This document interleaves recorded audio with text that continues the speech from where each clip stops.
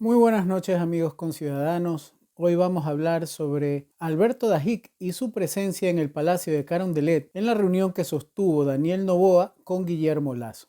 Comenzó el proceso de transición de gobierno con la primera reunión entre el presidente saliente Guillermo Lasso y el electo Daniel Noboa. Uno de los rostros que acompañó a Noboa fue el ex vicepresidente de la República, Alberto Dajic. Fabiola Santana informa los pormenores. Luego pasaron al salón de gabinete donde los equipos de trabajo de ambos se encontraron en la primera reunión de transición. Al lado del presidente electo se sentó el ex vicepresidente Alberto Dajic. El día de hoy yo les compartí unos videos que hablaban sobre algunos artículos que se publicaron en el Diario Expreso, que hablaban sobre la difícil situación que va a tener que afrontar Daniel Noboa en su gobierno.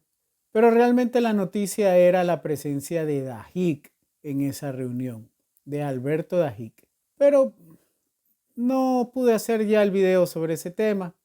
El día de hoy traté de investigar lo que más podía sobre Alberto Dajic, su pensamiento económico, su participación en la política nacional.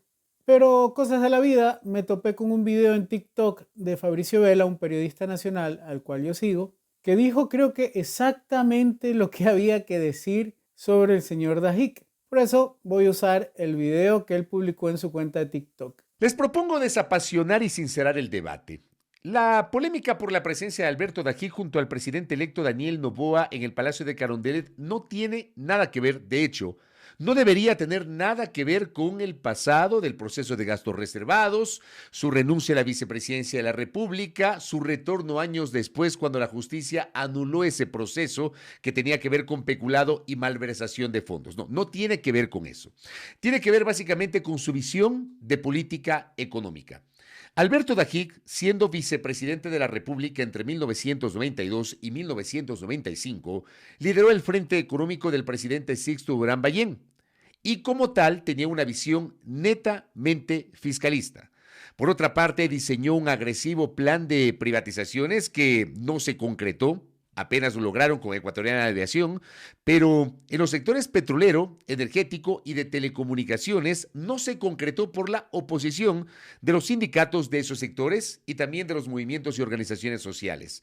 Pero aún más, en 1994, el vicepresidente de la época, Alberto Dajic, fue quien impulsó la aprobación en el Congreso de la Ley General de Instituciones del Sistema Financiero, que muchos la sitúan como la responsable de la desregularización de la banca y que se convirtió en la génesis de lo que pasó 5 años después. En 1999, la caída de los bancos, la quiebra de instituciones financieras, el feriado bancario y el congelamiento de los depósitos.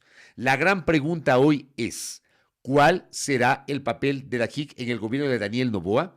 Y hago esta pregunta porque Noboa, por un lado, no ha sido claro sobre cuál va a ser su plan económico, y por otra parte se definió en campaña como un empresario del centro hacia la izquierda.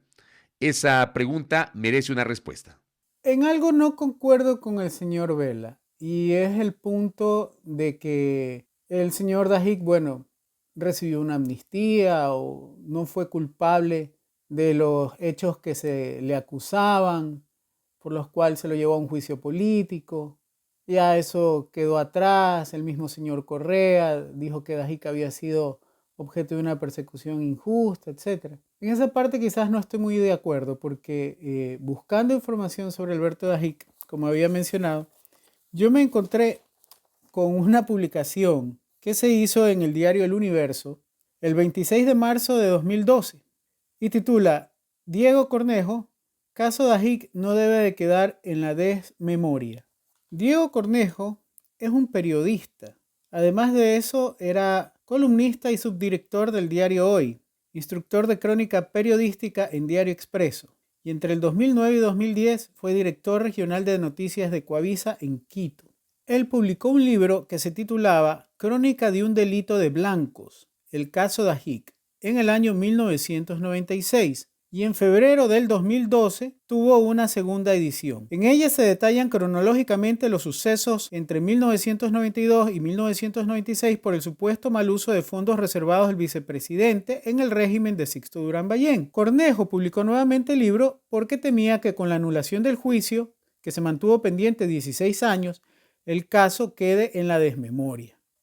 Incluso declaró frente a las palabras del señor presidente Rafael Correa que decía sentirse feliz porque a Alberto se le ha levantado la orden de prisión, Dajic es un hombre honrado. Cornejo decía, no hay delito y que no hay proceso, me obligó a publicar nuevamente el libro. La nueva generación no tiene memoria. El propio presidente no tiene una memoria del tema. Estoy seguro que él estaba fuera del país y no sabe lo que ocurrió. La verdad es que lo del caso de Dajic ya quedó ante la ley. Creo que eso ya está en firme, ¿no? El señor Dajic es inocente, el señor Dajic no cometió delito. En todo caso, me pareció interesante igual esto que encontré. Me gustaría poder ubicar ese libro y leerlo. También vi un poco de una entrevista que le hacían 3 meses atrás en Ecuavisa al señor Dajic respecto a reformas al Seguro Social, que está que revienta, porque trato de comprender un poco cuál es su visión económica. Entiendo que es un liberal, que es un hombre que durante el gobierno de Sixto Durán pues, trató de llevar a la privatización del Estado.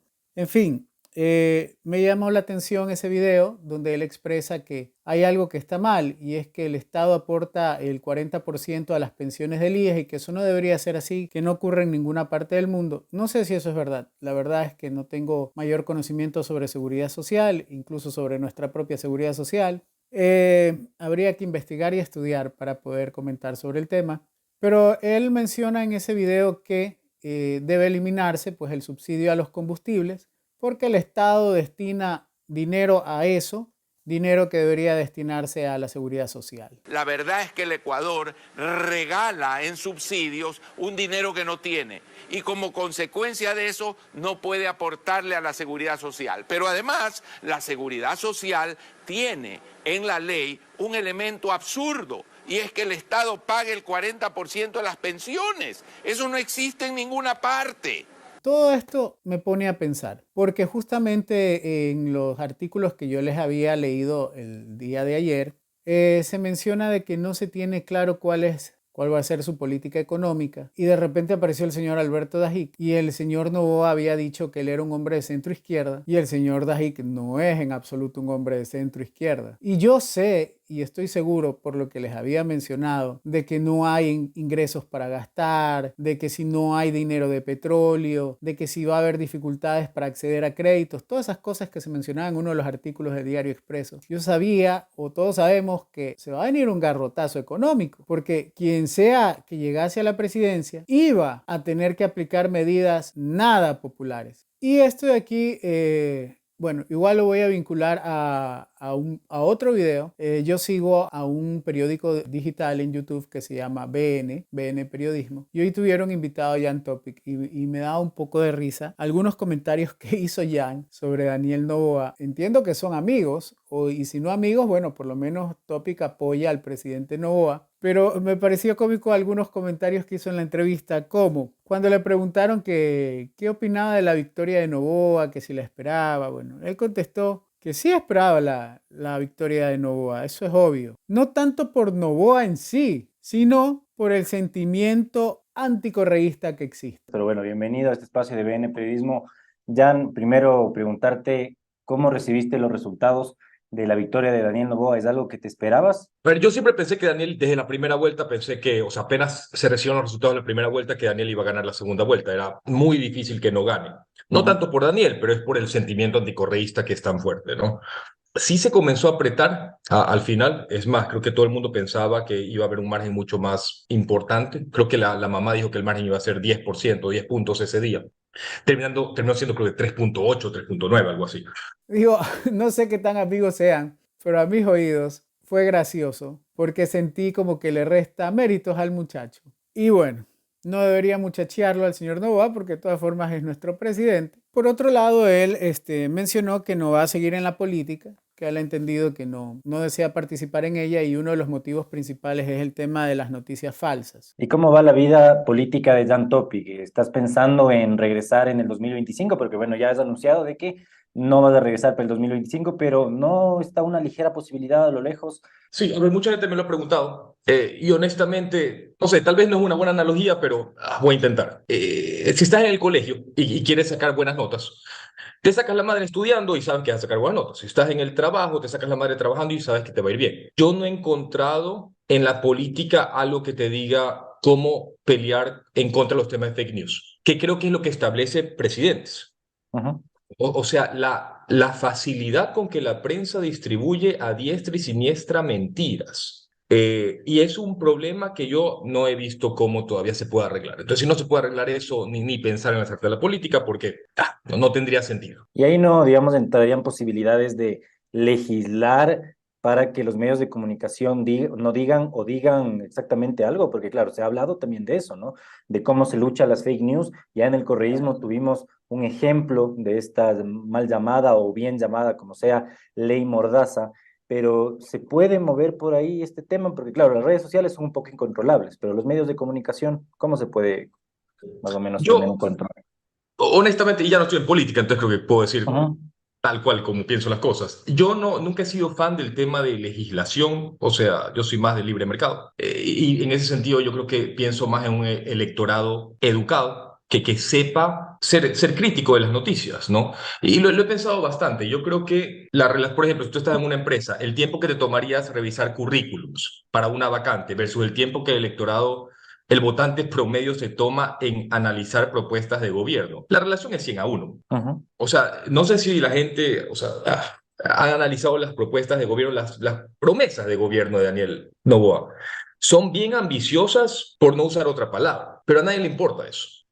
Porque nos gusta más el morbo, que el chiste, la vaina. Ay, es porque estamos como estamos. ¿Qué va a hacer el señor Daniel Noboa? No lo sé. ¿Será populista pensando en una reelección? ¿Tomará las medidas impopulares que afectarán a la mayoría, que generarán protestas, marchas? Buena suerte, Ecuador.